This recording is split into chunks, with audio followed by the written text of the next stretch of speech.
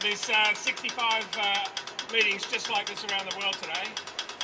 International Anti-Whaling Day. It's great to see that people have turned out. It's a huge battle.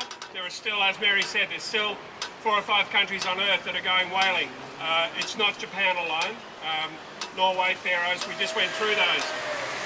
What we have to realise is that in Japan there's 100 million people. Only 2 million people eat whale meat. The Japanese are good people. There's a lot of strong people against whaling in Japan and the dolphin slaughter in Taiji. We have to remember that. Sometimes it gets focused a little bit on Japan because it's close to Australia, our whaling ground.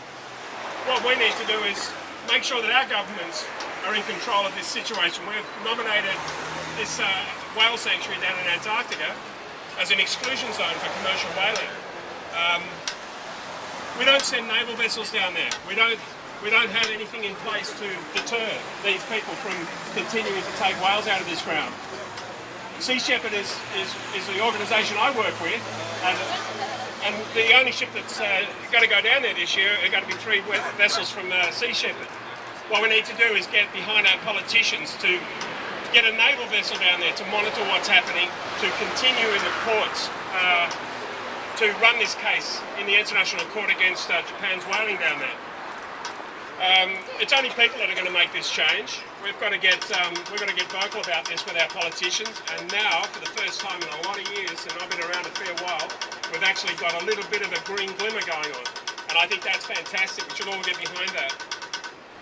We're not pointing the finger at any of these countries without our own responsibilities to environmental vandalism. In Australia, we've got an incredible amount of shark finning going on in the Northern Territory and Queensland. We've got longline fishing happening out of Tasmania, and we've also got a huge number of kangaroos killed every year in unnecessary culling. So we've got our own responsibility in Australia to deal with our own lack of conservation over the last 200 years. We've extincted more animals in this country in 200 years than anywhere else on Earth. We need to deal with that and stop the blame game around the world for these things. So there's a big project that we've got to follow. I think that people talk about the idea of research, that Japan uses the argument of research for whaling, and all right, everybody knows that's a bogus thing, but what government on Earth does not lie to its citizens?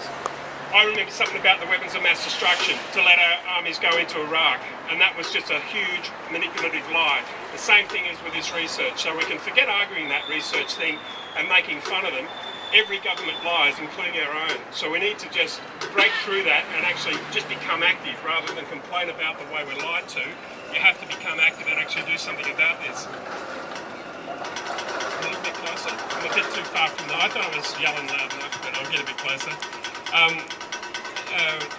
Okay, so I think that if we take responsibility for what we're doing here and then persist with our government to take responsibility in the whale sanctuary in Antarctica, you know, we're going to have a victory down there.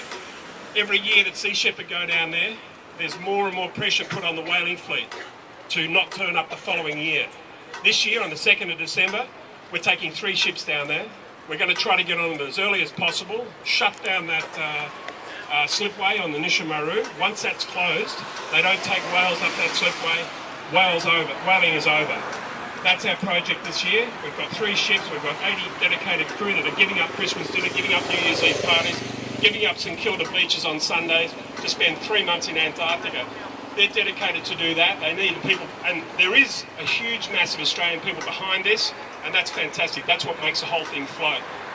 Come 2nd of December, we leave Hobart with 3 ships. We'll be back here in early March, and if we can get that kill down to as close to 0 as we can, under 500, which we got last year, we got it kept it at 500 instead of 1,000. It's going to be a huge year, and people like you that come out and support this is what drives this whole shebang. So yeah, look, not much more to say, but just keep plugging away. We're going to stop this. If we don't stop it this year, we're going to come back next year. If we don't stop it next year, there'll be another 100 people come down the year after that. We will not give up. We will not compromise. This is Operation No Compromise this year, and I'll tell you, it's no compromise. Not now, not ever. And thanks for coming down here.